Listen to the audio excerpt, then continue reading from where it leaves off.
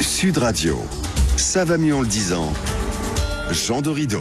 Jean Dorido, bonjour. Bonjour Maxime, bonjour à tous. Merci beaucoup d'être avec nous ce matin. Je rappelle que vous êtes docteur en psychologie, créateur du site hypnoseparis.com, pardonnez-moi. Et cette semaine, on va s'arrêter un instant sur une actualité qui est passée un peu sous les radars, mais qui est très importante. L'OMS, l'Organisation mondiale de la santé, tire la sonnette d'alarme. De plus en plus d'adolescents, je cite, seraient accro à la cigarette électronique, et ça, forcément, ça pose quand même un problème considérable. Alors oui, ça pose un problème considérable, Maxime, comme vous dites, puisqu'effectivement, selon ce rapport publié cette semaine, 15 millions d'adolescents dans le monde seraient consommateurs de cigarettes électroniques. Ces jeunes sont âgés de 13 à 15 ans, et pour l'agence de santé de l'ONU, cette vague est, je cite, alarmante, parce que ce qu'elle révèle en fait, ce n'est pas un simple effet de mode, si vous voulez, c'est bien une nouvelle forme de dépendance à la nicotine, et la nicotine, il faut le rappeler, c'est une drogue classée au niveau international dans la même catégorie que l'héroïne ou la cocaïne.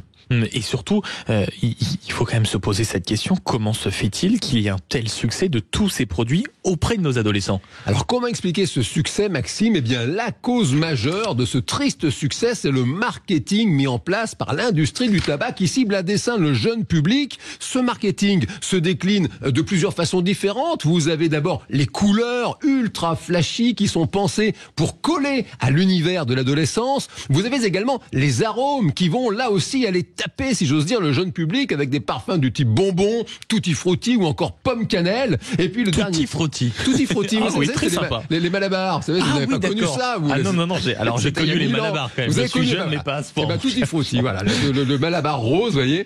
Et puis le dernier point, évidemment, c'est l'utilisation des réseaux sociaux dont l'industrie du tabac se sert pour conquérir ces nouveaux consommateurs extrêmement jeunes. Et c'est vraiment ce qu'il y a de plus dramatique, si vous voulez, dans cette histoire, c'est que cette communication des industriels du tabac n'a rien à voir avec un principe qui consisterait à présenter la cigarette électronique comme une alternative à la cigarette. Elle est là, en fait, pour recruter de nouveaux clients qui vont se retrouver accros à une drogue dure et dépendants d'un produit qui, selon l'OMS, eh bien, est incontestablement nocif. Non, mais face à ce constat alarmant, Jean, est-ce qu'on a quand même ce qui peut sembler être des solutions? Alors oui, il y a toujours des solutions, Maxime, évidemment, et le premier point, eh bien, c'est de mieux faire respecter la loi. Si vous regardez, par exemple, ce qui se passe avec la puff, cette espèce de cigarette électronique jetable qui a été interdit normalement en France. Alors vous faites bien d'en parler. Normalement.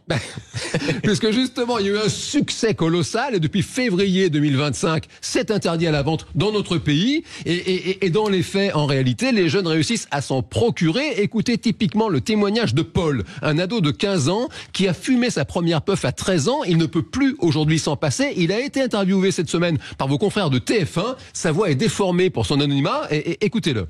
Moi, c'est dans un restaurant à côté de chez moi, un kebab. Souvent, on peut en acheter, comme pour l'alcool, c'est là où c'est plus facile d'en acheter.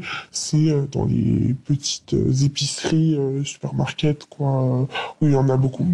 En fait, il vous explique qu'il en trouve de partout, dans les kebabs, dans les petites supérettes, que c'est au niveau, vous savez, du comptoir. Il n'a aucun problème, ce garçon, cet enfant, pourrait-on dire, quasiment à 15 ans, à se procurer ce produit interdit. Évidemment, ce n'est pas satisfaisant du tout. On considère qu'en France, Maxime, un collégien sur 5 a déjà expérimenté.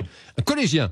1 sur 5. Il a déjà expérimenté la cigarette électronique. Vous arrivez au lycée, c'est carrément 1 sur 2. Ça ne va pas du tout. Il faut renforcer la prévention. Il faut rester vigilant aussi et renforcer la loi sur la promotion de ces produits de vapotage dans les fictions, les films, les séries télé et autres. Rappelez-vous de ce qui avait fait sensation à Cannes, en effet, en disant le cinéma tue, etc. Précisément pour 11 minutes de scène de tabagie. Si vous comptez 30 secondes de spot publicitaire en moyenne, vous prenez 22 spots de publicité pour le tabac, quand vous regardez le film, c'est un scandale. L'Australie a réussi récemment à inverser la tendance avec des campagnes importantes. Alors peut-être que nos responsables de santé publique devraient regarder de ce côté-là de l'hémisphère. Et là, peut-être plus que les autres matins, ça va mieux en le disant. Merci beaucoup, mon cher Jean Dorido. Et je rappelle votre dernier livre, Il y a de la magie en vous. C'est publié chez Duno et évidemment à la semaine prochaine.